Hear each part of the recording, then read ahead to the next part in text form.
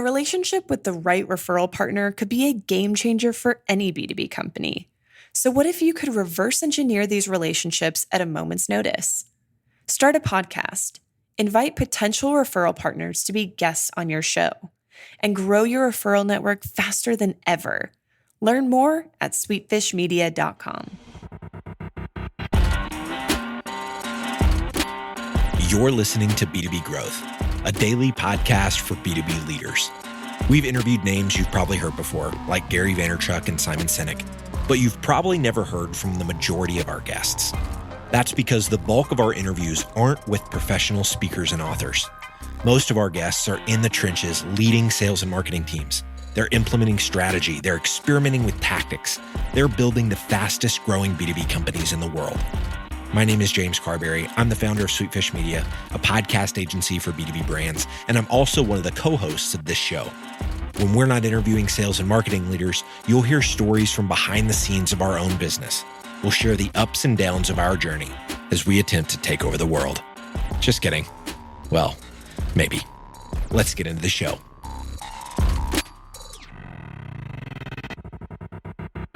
This episode is about something that I got tired of, so I went and got some feedback. I think you're probably tired of the same thing. My name is Ethan Beute. I'm the host of the Customer Experience Podcast and co-host of the CX series on B2B growth.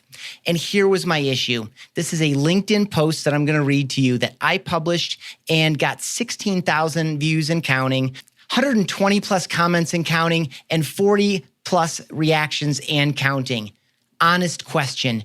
When you accept a LinkedIn connection request and the person immediately hits you up with an unsolicited and irrelevant sales pitch in a direct message, what do you do?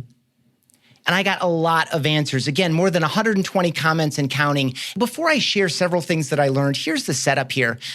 I believe that customer experience is the single most important thing that you can do today.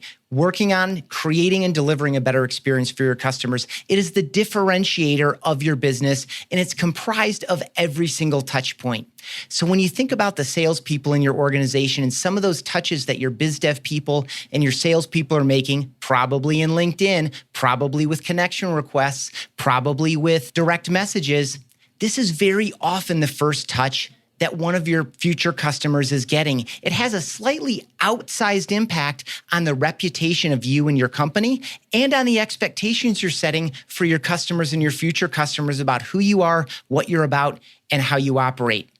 And so if your sales team is doing this, I've got some bad news for you. I went in and soft scored all those comments, again, 120 plus and counting. And the number one response was, I immediately disconnect from the person. I kill the connection I just accepted. That's 28% of the responses, 27.6 to be exact.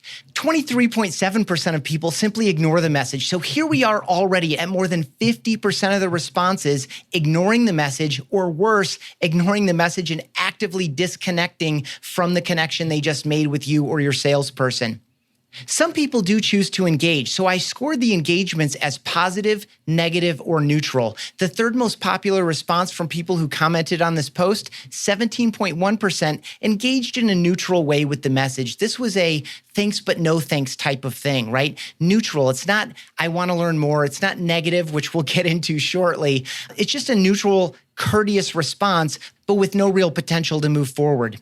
Next. In fourth place, 10.5% of people deleted the message or archived the message. So a further step from ignoring it. And by the way, I tend to just ignore these messages. If I roll through all of my LinkedIn messages, there are a bunch of these messages in there. I don't actively delete them, although these responses and the conversations on this post made me think that I should probably go that extra step of deleting them.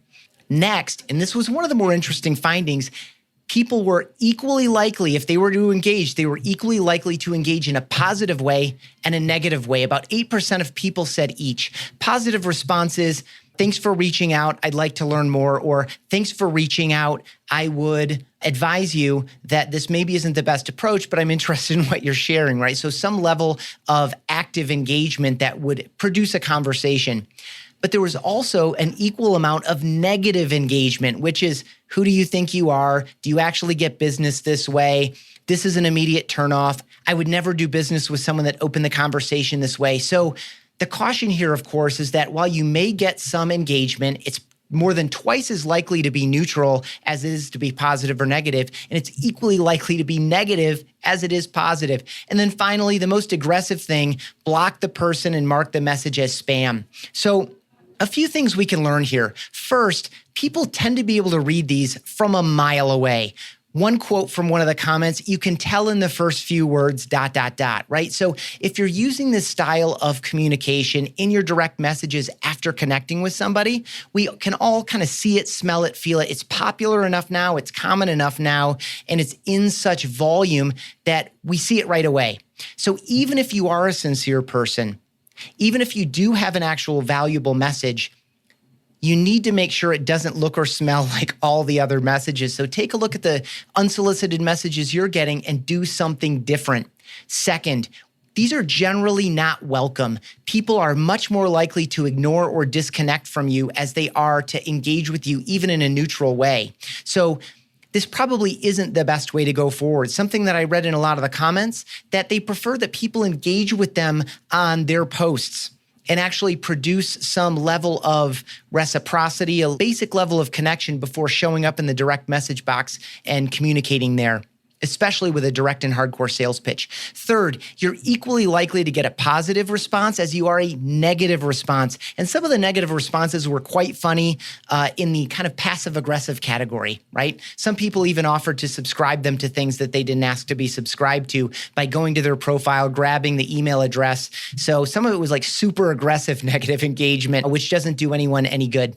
Fourth, neutral engagement is double the rate of positive or negative, kind of that thanks but no thanks. And I will say, fifth, some people do read and evaluate the message. Some of these fell into that neutral category. They might actually judge this. So even if it does get ignored and they don't reply, that doesn't mean people aren't reading the message. And this shouldn't come as any surprise to anyone listening. What they're looking for is personalization. You know who I am, you know who I work for, and not just in a slug my name in kind of way.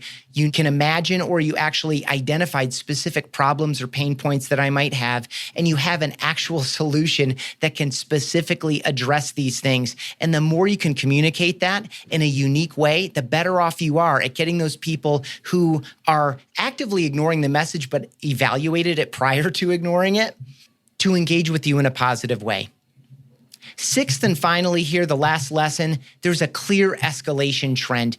In scoring these, some people got scored in 3 categories. So they say, initially, I'll read the message, then I will ignore it. If they persist, I will disconnect. Or if they persist, I will mark them as spam. Or if they persist, I'll get very aggressive with them. So the more you persist in something that is not responded to in a favorable way, the more likely you are, A, to make someone angry, and B, get an escalated level of response from ignore to disconnect to block. So just because other people are doing something doesn't mean you should do it.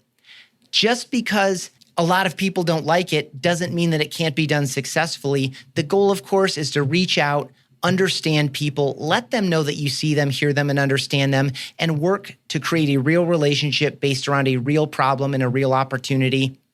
I hope you found that valuable. If you want to check the post out, again, my name is Ethan Beute. I host the Customer Experience Podcast. You can find me on LinkedIn, ETHAN. Last name is BEUTE. I welcome that connection, especially if you add a personal note to it.